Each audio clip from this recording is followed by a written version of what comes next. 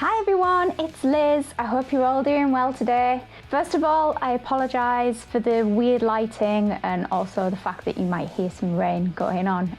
The weather has turned particularly horrible here in the northeast of England. It's very windy, it's very rainy, and I'm sat in an attic room. So I wanted to talk a little bit about working with stretch fabrics. Stretch fabrics are something that I work with all the time.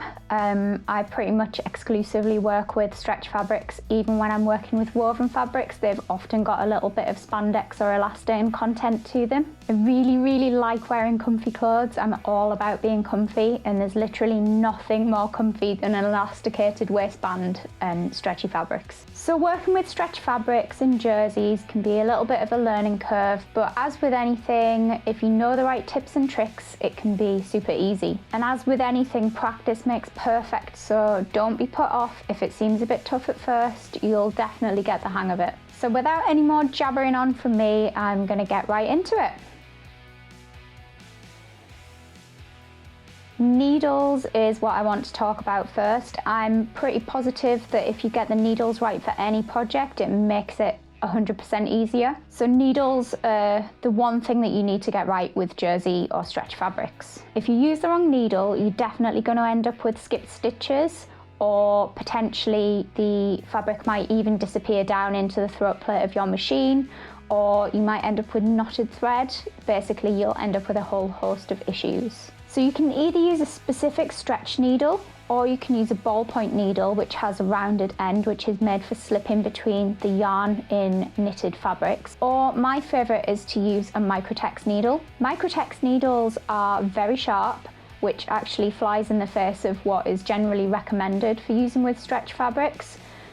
And you will see a lot of people recommend that you don't use a Microtex needle or a sharp needle because you will punch holes in your fabric, and this would have the same effect as putting a hole in a pair of tights. Basically, you'll end up with a ladder. One thing that I would say is that I've never ever had this issue, and don't believe that I ever will have this issue. I've made so many stretch garments. I've made activewear, I've made bras, I've made t-shirts, I've made leggings, you name it, I've made it out of stretch fabric, and I've never had a problem with Microtex needles. They will sew through anything. They are excellent, and I would highly recommend that if you are going to try sewing stretch fabrics for the first time, invest in some Microtex needles. If you find that you're still having issues despite having the right needle in your sewing machine, one thing you can try doing is changing the size of the needle. So for a lightweight stretch mesh or a viscose jersey, something really slinky, you should be using a thinner needle. And for something that's a bit more heavyweight, so cotton lycra or French terry or scuba, you would use a thicker or heavier weight needle. My second tip is to adjust your presser foot pressure or invest in a walking foot. If your machine has an adjustable presser foot pressure, I'm gonna stumble over this all the way through.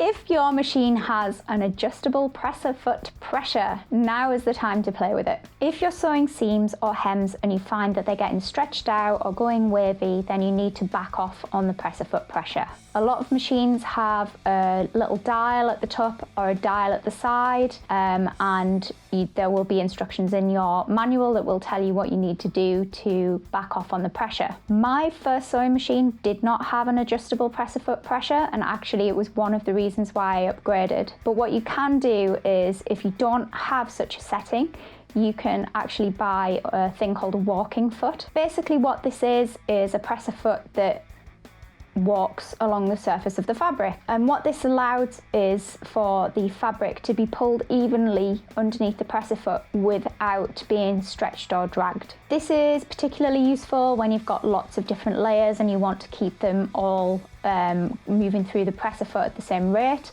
and it's also really useful for stretch fabrics because it means that they won't stretch out. If you buy a branded walking foot, it can cost an absolute fortune, so my advice is go and shop around and try and find an aftermarket one. They shouldn't cost any more than maybe 15 quid, and they will be incredibly useful for you when sewing stretch fabrics. In invest in a rotary cutter? They are an absolute godsend for working with stretch fabric. It's really easy to stretch the fabric out of position when you're working with dressmaker's shears. Little actions like lifting the fabric off the surface of the cutting table, something that wouldn't make such a big difference if you were working with woven cotton or denim or something, will have a massive effect on stretch fabrics. A rotary cutter is especially useful when you're working with very lightweight fabrics as well, especially something like stretch mesh or viscose jersey. The rotary cutter will just make sure that your fabric stays put in good contact with the table and that you are cutting really accurately around your pattern pieces. A word of caution though, keep your fingers well out of the way if you're going to get a rotary cutter and you're new to it, because I've seen many a horror accident happen. Blood is not a good look on your new hoodie, believe me.